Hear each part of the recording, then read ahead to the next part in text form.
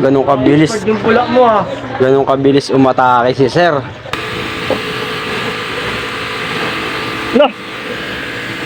Oo. Humihiga pa. Yun, tumawa rin yung mga tawa. Tiwas. Kaya ulong, tika lang ulong. Uy! May kalaban oh. Paano higa? Ito may kalaban ha. Ay, pagbarilan to ha.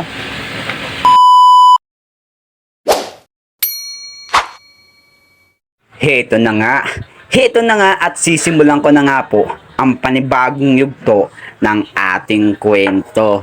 At syempre, kakagising ko nga lang po nito at naabutan ko nga sa labas yung mga kumpare ko na naglilinis ng kanilang motor. At syempre, to the rescue na naman ako dyan. At nag-offer na nga po ako sa kanila na ako na nga lang po ang maglilinis ng kanilang mga motor nang walang bayad. Syempre, libre po yan. Ganun talaga ako, kamahal ng mga kumpare ko. Charot. At sa puntong ito, medyo nawalan nga ako ng pag-asa dahil nga po eto, hinawakan ko na nga po yung tubig dyan para ako na nga po ang magbibideo sa sarili ko para linisin nga tong unang motor ni paring boy. Naabutan ko na kasi sila dito na binabasa na nila yung kanilang motor. Kaya ang naabutan ko na lang talaga dito ay naabutan ko na lang talaga. At dito humawak na nga po ko ng basahan at sabon para ipangkuskos sa katawan ng motor ng pinsan ko. Syempre nung nakaraang araw nag-offer na ako sa pinsan ko na ako na lang maglilinis ng kanyang bagong motor.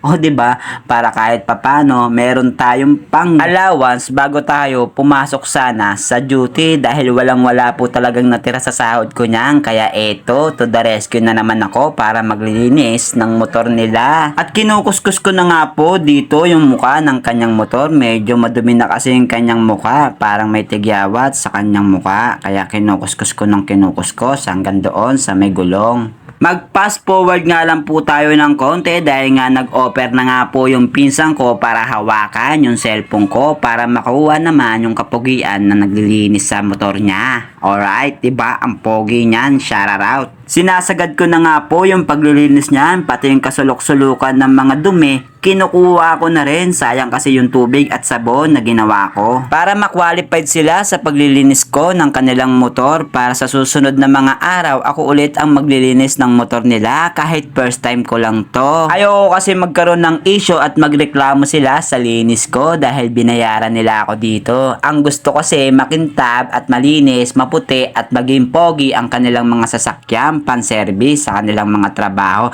Syempre, malaking bagay kaya pag malinis yung motor, malaking bagay din sa personalidad ng isang tao kapag malinis yung dinadala mong motor. Syempre, parang nakakaakit tignan yan, o diba? Pati bangkuan nga pala dito, kinuskus ko na. Pati yung kagilid-gilidan ng mga ano dyan, kinuskus ko na rin para lang masabi nila na magaling akong maglinis. Medyo nasatisfied nga sila dyan sa mga mekos-mekos na ginagawa ko sa kanilang mga motor. Nagmekos-mekos kasi ako dyan kasi kahit kadulu-duluan na mga kasingit-singitan na mga kanilang sasakyan, hindi ko pinapalagpas hanggat may nakikita akong dumi. Lahat yan natatagpas. Sa mga gusto magpa-carwash ng motor o magpalinis ng motor, pati ugali nila sasama ko na rin. Located lang po yan dito sa barangay Pinagbuhatan, Nagpayong, at wag po kayong mag-alala kahit hindi na po kayo magdala ng payong dito dahil nakapayong na lahat ng mga tao dito. At mag-fast forward nga po ulit tayo para hindi naman kayo maboring sa pinapanood nyo. At syempre, babalikan ko nga po kayo dahil nga po eto, lalagyan ko nga po ulit yung balde ng sabon. Syempre, lalagyan ko na rin po ng tubig para kahit papano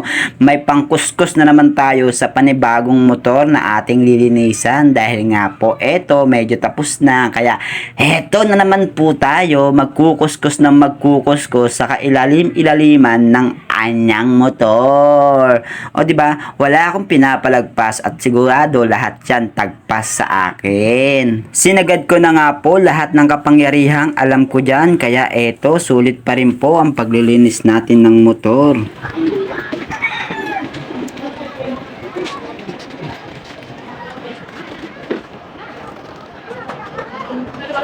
Natapos na nga po ako sa pagsasabon ng kanyang motor dyan, kaya ang susunod na hakbang na gagawin natin ay magbaril-barilan para kahit papano mawala naman yung kinuskus nating libag dito sa motor ng pinsan ko.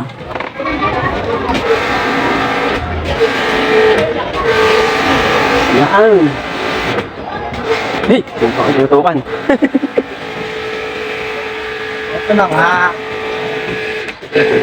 Hey. Lumada ka pa.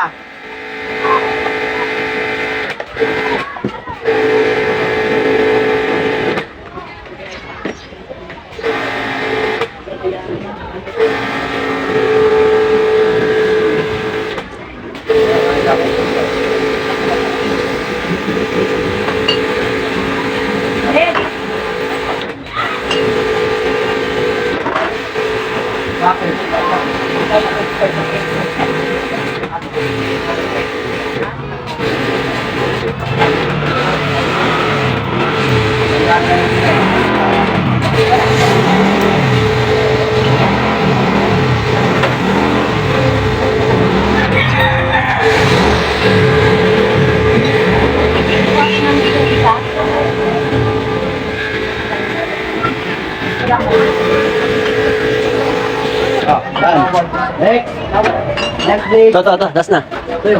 Sabon pa. Ito mga akin. Ayan. Hawak mo.